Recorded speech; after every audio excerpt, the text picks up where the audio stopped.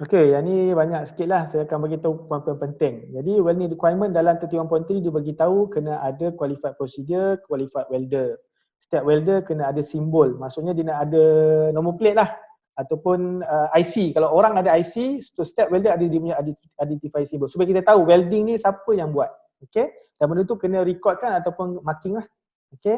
And then bila buat tag weld, siapa yang biasa buat welding, maksudnya bila start lepas beveling, kita akan buat tag weld. Okey, fit up.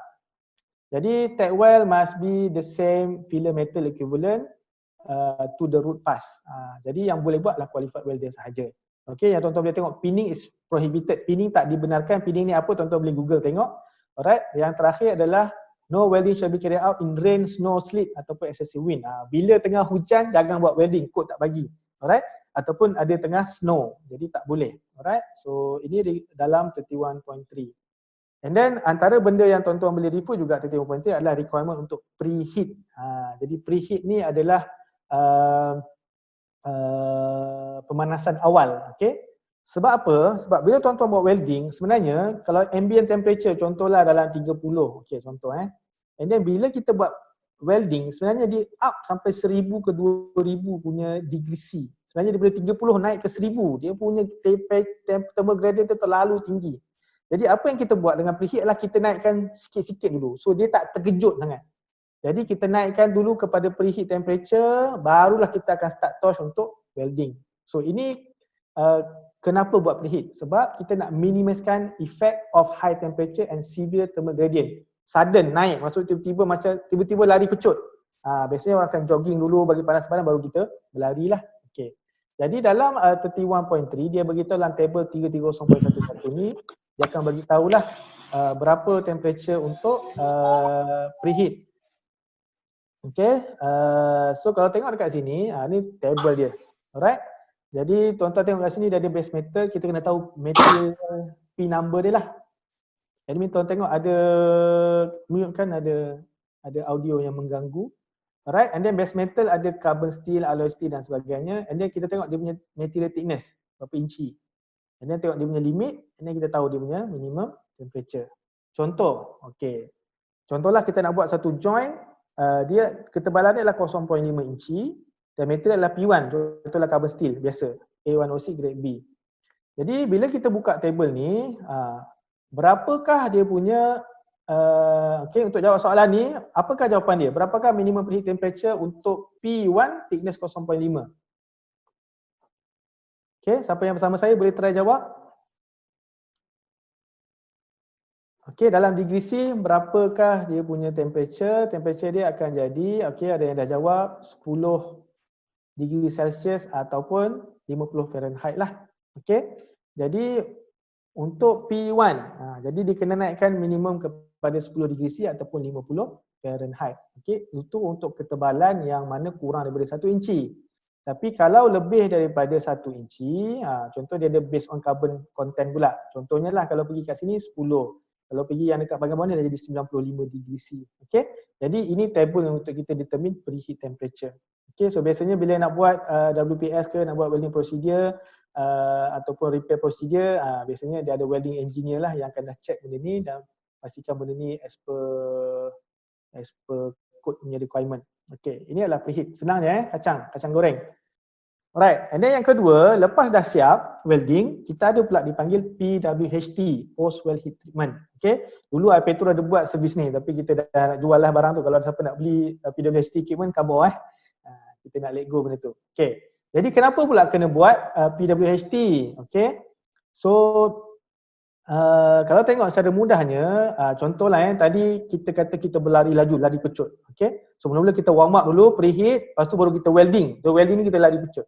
Jadi bila kita lari pecut, ada sakit-sakit urat, sakit-sakit tulang belakang, ada kejang-kejang otot. So post weld heat treatment ni macam pergi spa lah. Maksudnya dia nak relief. So that's why kalau tengok intention kenapa buat PWHT adalah untuk relief residual stress.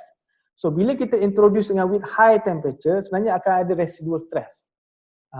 Jadi residual stress ni kita kena manage dengan kita buat PWHT dan dia ada requirement spesifik lah benda macam mana. Okay, jadi untuk relieve the detrimental effect of high temperature and severe temperature gradient, and to relieve residual stress. Okay, nak tengok kat mana, kita akan tengok kat table 331.1.1, and then area yang kena cover adalah at least 1 inch beyond each edge. Maksudnya 1 inci sebelah kiri, 1 inci sebelah kanan.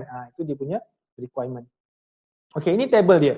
Jadi kalau tuan-tuan buka table ni dekat 31.3, tuan-tuan akan dapat kat sini lah.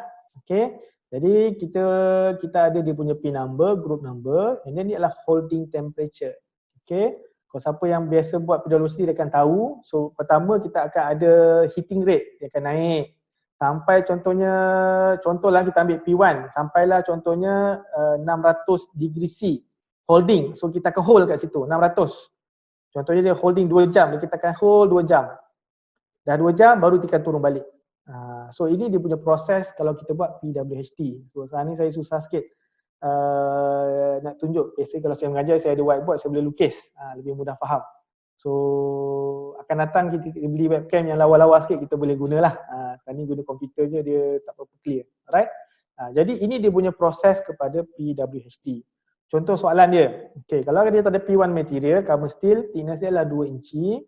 Nak buat PWHT, berapakah holding temperature, berapakah minimum holding time? Tuan-tuan tengok kat sini, cuba jawab.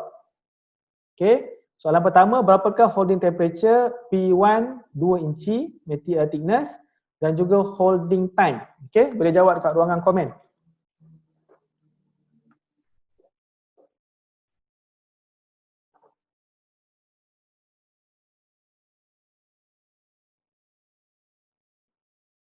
Okay, boleh tolong jawab soalan ni. Okay, kalau soalan dia soalan dia berbunyi material dia adalah P1. Okay, dia punya thickness adalah 2 inci. Berapakah holding temperature, berapakah minimum holding time? Kalau tengok table ni, tuan-tuan boleh jawab tak? Okay, boleh tinggalkan komen di ruangan chat.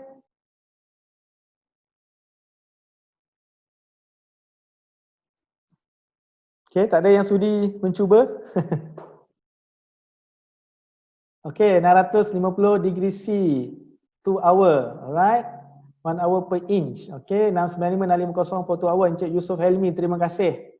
Encik Azim, terima kasih. Maisarah 1 jam. Encik Hanif, Encik Lokman, 95650. Alright, betul, okay. Bagus, bagus, semua dah mencuba. Okay, so kalau tuan-tuan tengok dekat sini.